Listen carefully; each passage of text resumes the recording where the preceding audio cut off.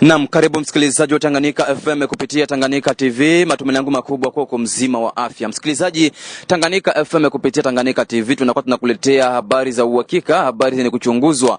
Na kwa siku ya leo na kukaribisha kuweza kusikiliza habari hizi semazo kuwa tutaanzia huko Mboko, makao makuu ya sekta ya Tanganyika tarafani Fizi. Ni kwamba milio ya risasi imesikika kwa wingi katika kijiji cha Mboko, makao makuu ya sekta ya Tanganyika asubuhi ya siku ya 3 ya wiki tunayo. Mwanzoni imesababisha baadhi ya wananchi kushikwa na wasiwasi pale ambapo chanzo cha hali hiyo kilikuwa bado kujulikana. Kwa mujibu wake Sami Amimu Kortikole, mkuu kiongozi makamu wa shirika la raia tarafani Fizi, ametoa hapa sababu za milio hiyo ya risasi kwa wingi na pia pendekezo lao kwa viongozi wa kijeshi.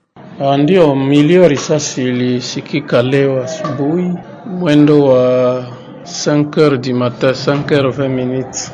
Walikuwa wazalendo ambao walikwenda kupiga risasi. Ilikuwa just kuselebre kuonekana kwa komanda Mchingwa mwenye alipotea yapata une semaine et demie sasa. Alipoteaka Kimazingaombo, ila ambao tunasema Mkibembe kwenda Swaswa, na baada ya muda mrefu kumtafuta alikwenda kuonekana mazingira pia ya kutatanisha. Katika ile hali sasa ya kuselebre kuonekana kwa kiongozi wa wazalendo, njoo ilipelekea askari jeshi wa kizalendo kupiga risasi kiolela kwa kuashiria furaha yao kwa kuonekana kwa kiongozi. Hali hiyo haikuperturbe maaktivite, hapana, sababu watu tu walikuwa bado angali vitandani na wakaisia kwamba sio masasi ya vita. Ndio, kama shirika la raia, hali kama na hii tumeipokea kwa mshtuko mkubwa, sababu ilikwenda kushtua raia walio wengi, maana ni kitendo ambacho hatukutarajia, na ndio maana tunaomba wakati kutafanyika majaribio ya kupima silaha, vitendo vya shangwe kama na hivi, ni lazima kutaarifu raia kusudi raia wapunguze ile woga na mshtuko. Na kule katika kijiji cha Mukera, tukiwa tu katika tarafa la Fizi, ni kwamba mkuu wa kijiji cha Mukera Bwana Mboka Shetumbula wa 13 amekanusha habari zinazozagaa mitandaoni za kusema kuwa kuna askari jeshi mmoja wa taifa FRDC aliyekutwa ameuawa pa Mukera. Huyu ametoa tahadhari kwa watu wa nia mbaya wanaotawanya habari zisizo za uhakika, yani habari za uongo. Katika mahojiano yake na Tanganyika FM kupitia Tanganyika TV juu ya kupenda kupata mwangaza kuhusu habari hiyo, namba moja huyo wa kijiji cha Mukera ameonyesha kuwa hakuna kitendo chochote cha mauaji kilichoripotiwa katika eneo lake. Hata hivyo, amekemea kwa hali ya juu watu wa nia mbaya wanaotawanya habari zisizo za uhakika. Habari kama na hizo ni habari za mitandaoni, sababu baada ya kupata ripoti kama na hiyo ilibidi leo tuende na askari jeshi eneo inayosemekana imekutwa maiti ya hiyo askari. Tumetafuta hadi tumepigwa na mvua, hatukuona chochote. Yaani kifupi ni habari ya Mungu, hatukuona chochote kitu. Mbona imezagaa sana kwa mitandao, kiongozi?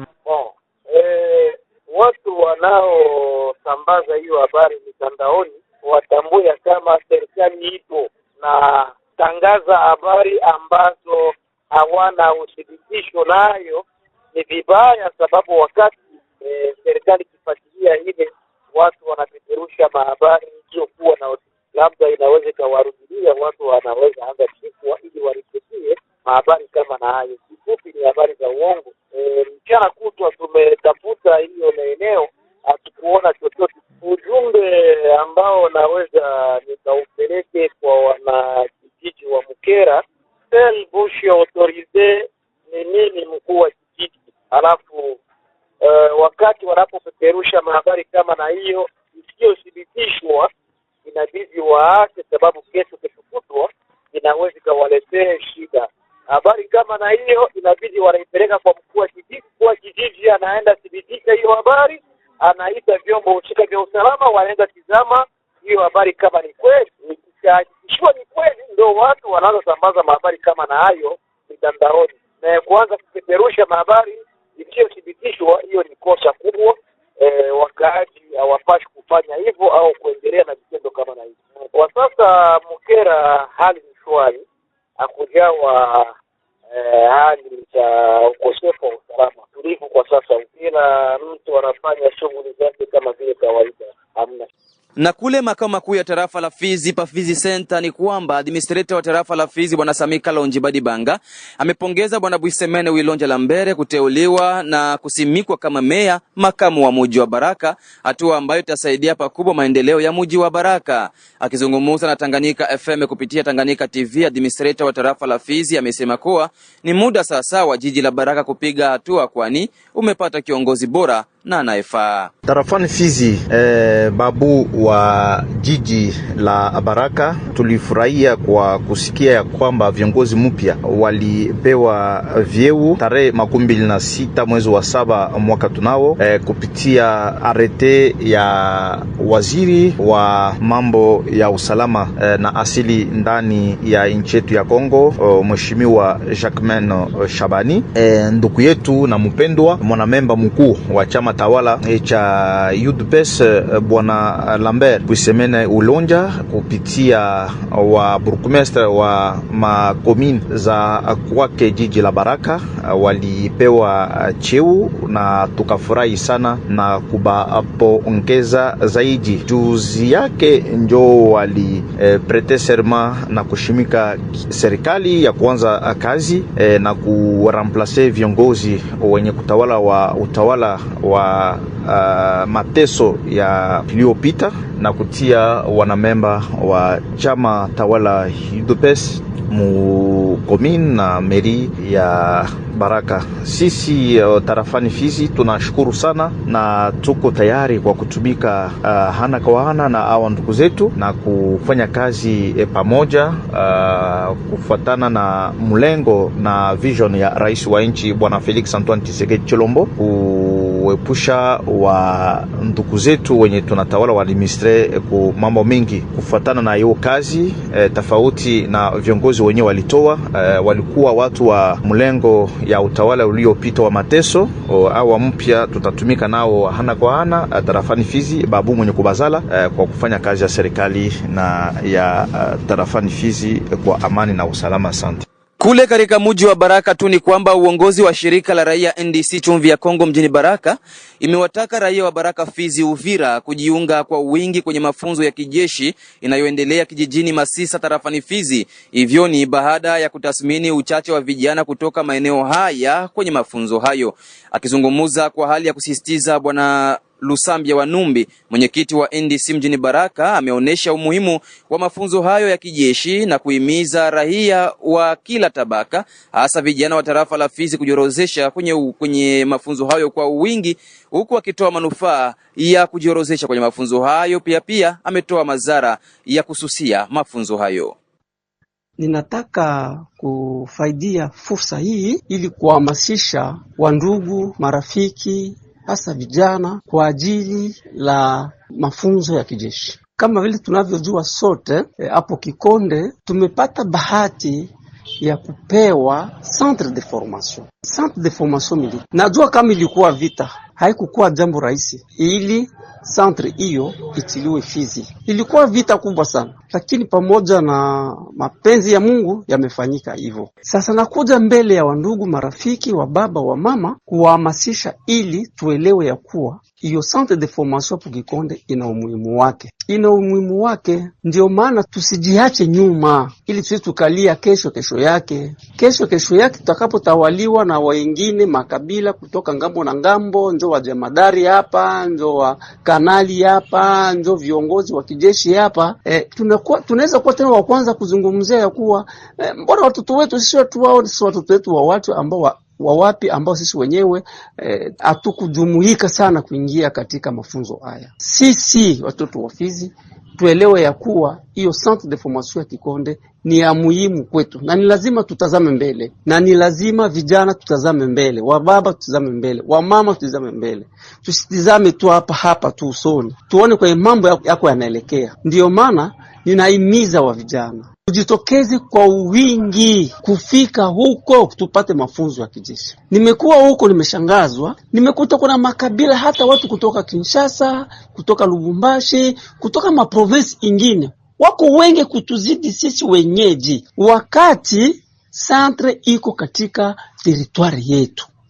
Inaweza sikilika vipi watu wengi kutoka Kinshasa, watu wengi kutoka Lubumbashi, watu wengi kutoka Lualaba, kutoka Kisangani, kutoka pembezoni zote za RDC wanajaa huko. Cha mshangao, hesabu ya watoto wa Fizi ni wachache. Tufungue macho.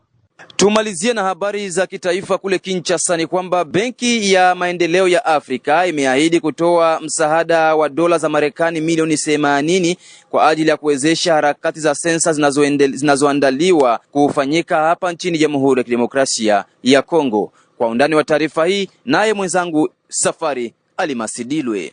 Naam. Katika meza duara iliyolenga kuhamasisha wafadhili kwa ajili ya kufadhili shughuli za sensa ya pili ya jumla idadi ya watu na makazi katika Jamhuri ya Kidemokrasia ya Kongo, miongoni mwa washirika waliokubali kusaidia kifedha mchakato huu ni Benki ya Maendeleo ya Afrika, ambayo imeeleza hatua hii kuwa ni ya kihistoria katika historia ya nchi. Kwa mujibu wa Mamadou Coulibaly, kaimu mwakilishi wa nchi wa benki hiyo, taasisi yake imejitolea kukusanya dola milioni 80 za Kimarekani ili kuunga mkono juhudi za serikali katika kutekeleza sensa ya pili inayolenga kutambua idadi ya watu wa kaya kote nchini, karibu miaka 40 baada ya zoezi la mwisho. Amesema kuwa mchango huo utagawanywa katika sehemu mbili kuu. Dola milioni 50 zitagharamia moja kwa moja shughuli za sensa, huku dola milioni 30 zikitumika kuimarisha uwezo wa taasisi za kitaifa, hususan chuo cha taifa cha takwimu pamoja na miundo inayohusika na upangaji, programu, bajeti, ufuatiliaji na tathmini.